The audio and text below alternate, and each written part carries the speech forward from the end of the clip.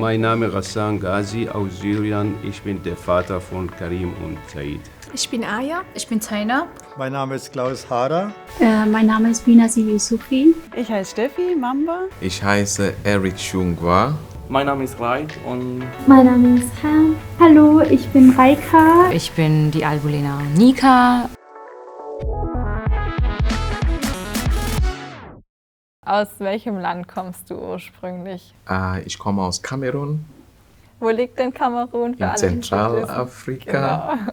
Es ist ein kleines Land, also kleines Land ist relativ, ne? Also mit 25 Millionen Leute, die da wohnen. Und Kamerun ist ein zweisprachiges Land, das heißt Englisch und Französisch werden als offizielle Sprachen gesprochen. Und ich komme aus dem englisch sprechenden Teil des Landes. Und weshalb bist du damals nach Deutschland gekommen? Ja, also damals, es gab eine Auseinandersetzung bei uns zu Hause, die Anglophon Crisis nennt man das auf Englisch. Ne? Und es war sehr kritisch damals. Und ich bin ursprünglich Lehrer von Beruf und wir haben also demonstriert und sind auf die Straße gegangen und es war ja kompliziert mit Soldaten und den Polizisten und Leute wurden umgebracht und.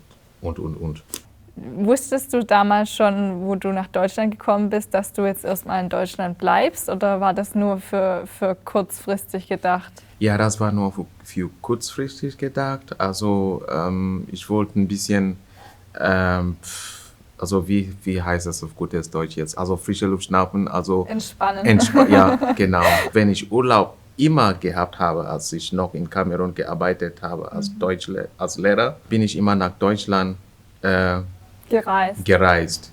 Ja, und es war manchmal geschäftlich, ja, sowohl als nur, ja, also um Deutschland zu erkunden. Genau. Okay. Genau. Und dann warst du hier im Urlaub und hast dann bemerkt, die Konflikte werden sehr arg in deinem Herkunftsland, in Kamerun. Es war damals, also 2018, das war also um diese Zeit, wo die Wahlen stattgefunden haben. Genau. Und zu dieser Zeit war ja sehr kritisch, besonders in dieser Gegend, wo ich herkomme. Ja, das ist Südwest, ne? Und wir wollten zurück und ein Zwischenstopp in Belgien habe ich eine E-Mail von zu Hause bekommen. Okay. Das ist Katastrophe. Ja. Und dann warst du aber zu dem Zeitpunkt mit einem Kollegen in Deutschland und in Belgien oder ist deine Frau auch schon mitgekommen? Ja, ich war mit meiner Frau.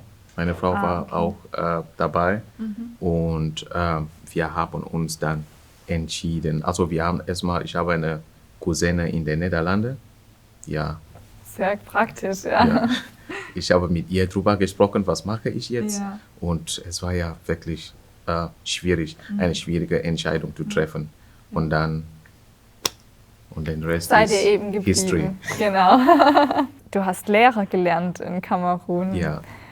Wie kam das? Also hast du eine Schule besucht und direkt danach studiert oder wie lief das in Kamerun? Ja, also ich habe eine Lehre.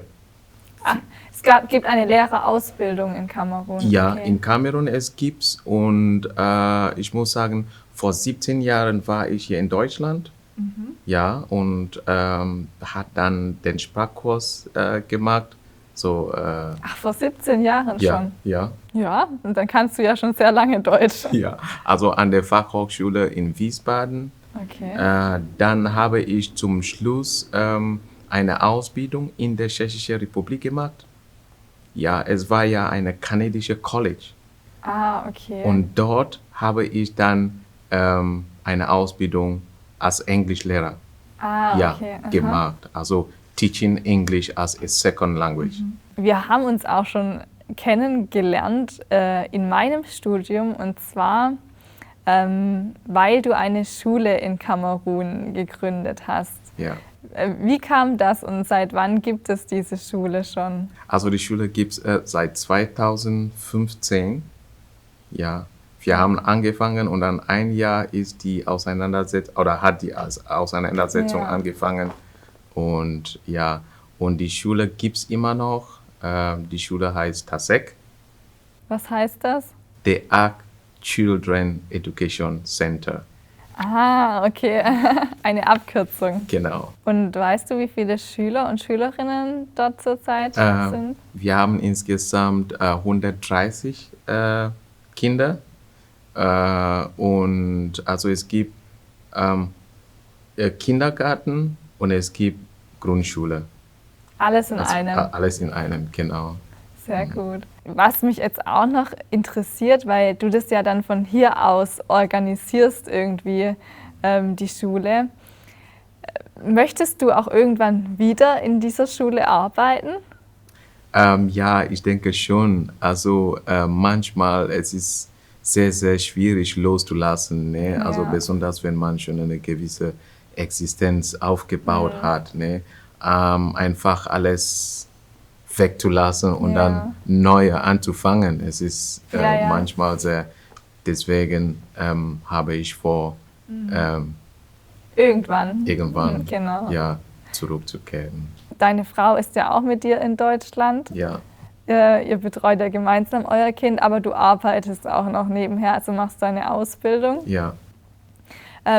Wie bist du damals zu dieser Ausbildung gekommen? Also wieso hattest du die Idee, eine Altenpflegeausbildung zu machen? Ich wollte mit meinem Beruf also weitermachen, aber die Engpässe, ne? Ich musste erstmal die Unterlagen anerkennen lassen und man brauchte viel Zeit und solche Sachen. Ich wollte nicht so lang warten. Deswegen habe ich mir gesagt, okay, ich suche mir etwas, das mit Menschen zu tun hat. Ne? Also in der Pflege hat man... Ein sozialer Beruf. Ein sozialer Beruf, genau. Daher habe ich mich dann entschieden, den Beruf zum Altenpfleger zu machen.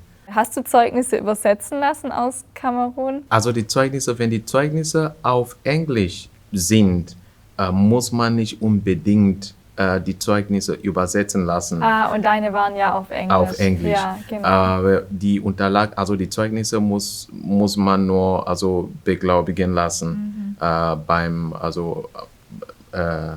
Rathaus. Du hattest vorher mal das angesprochen, dass du sehr lange gebraucht hättest, bis du hier eine Anerkennung bekommen hättest als Lehrer. Mhm.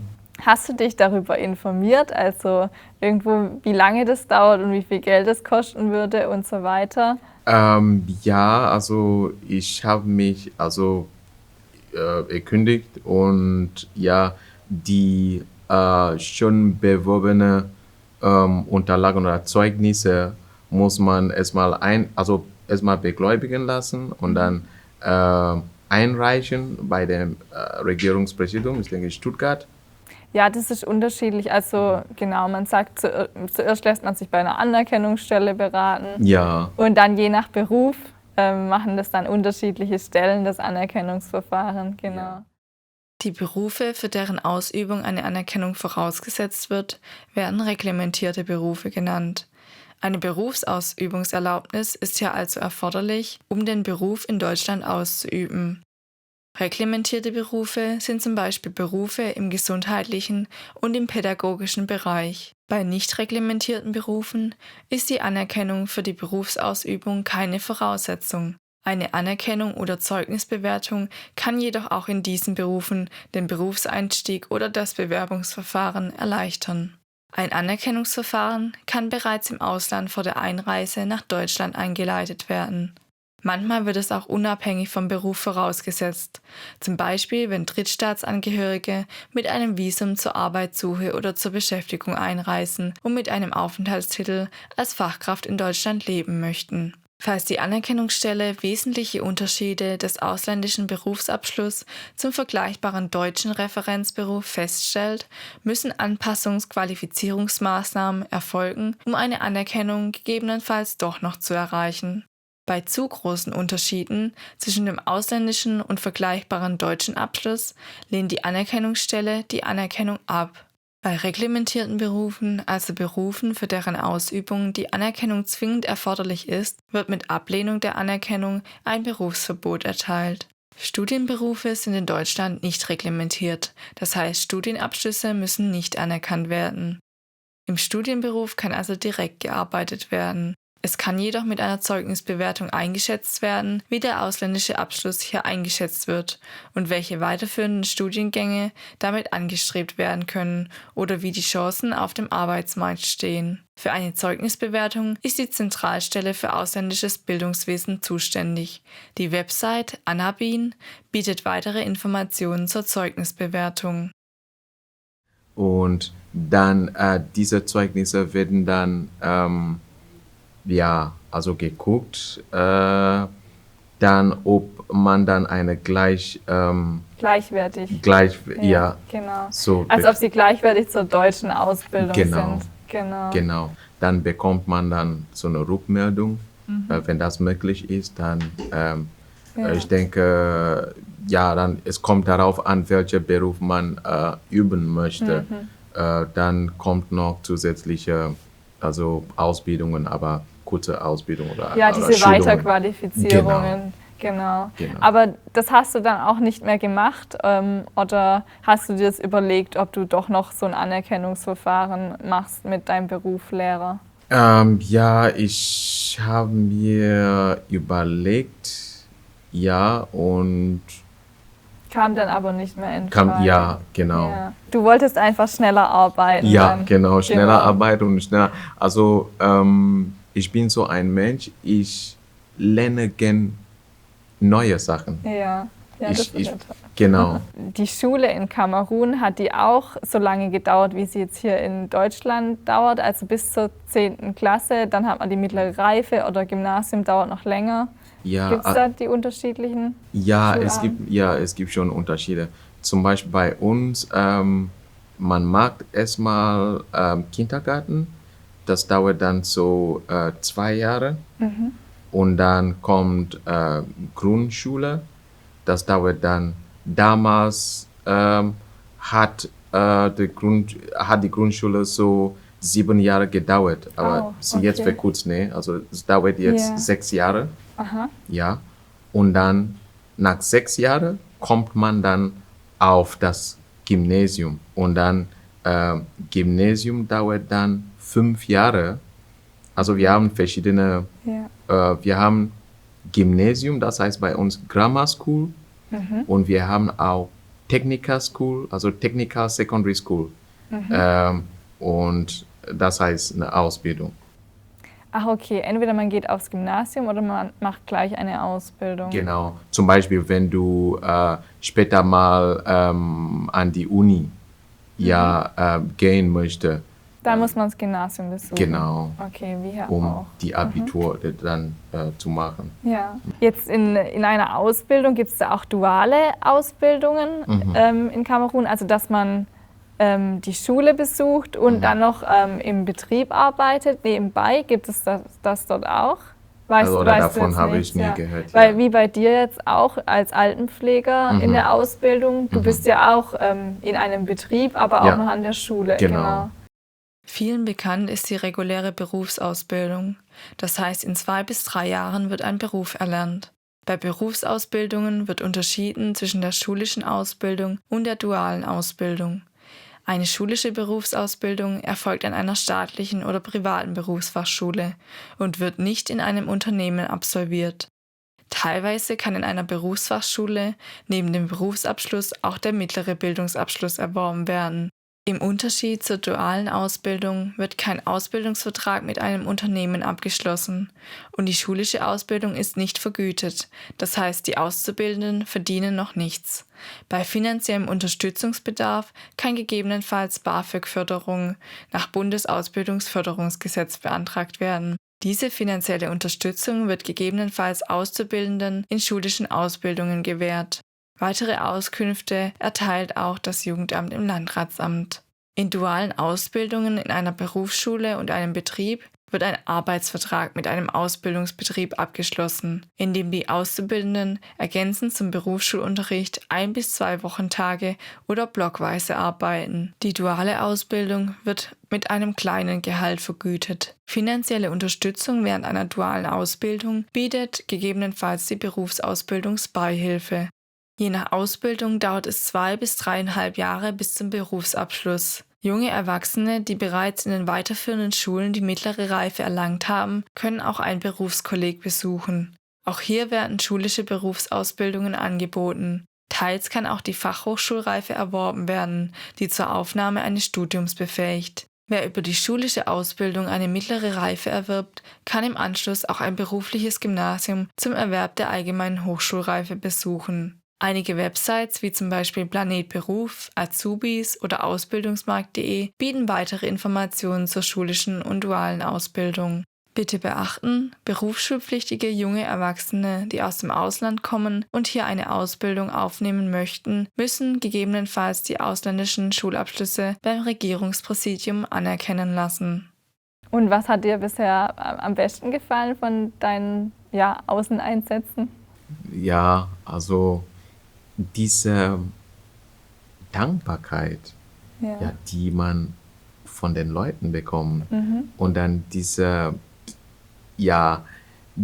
Möglichkeit, anderen Leuten oder den Senioren zu helfen.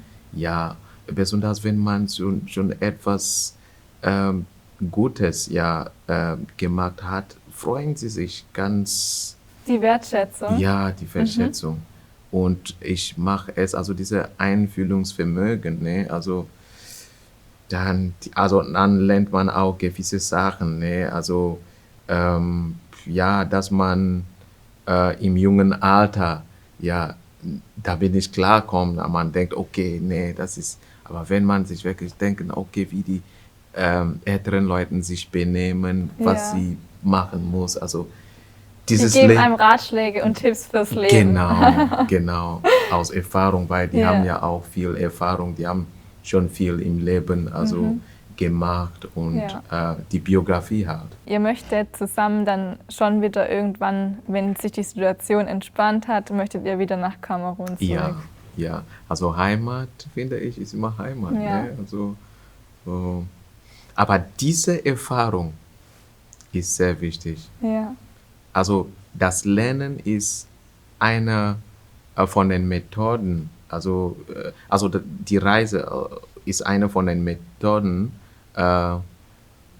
wo man wirklich viel lernen kann. Verschiedene andere Kulturen, andere Menschen, also andere Denkweise und Ja, super. Das ist eine Bereicherung, denke ich. Was würdest du dir denn so für die Zukunft wünschen? Ich wünsche mir erstmal ein gesundes Leben, sehr wichtig. Ja, und dass es Ruhe überall gibt. Keine Konflikte. Keine Kriege.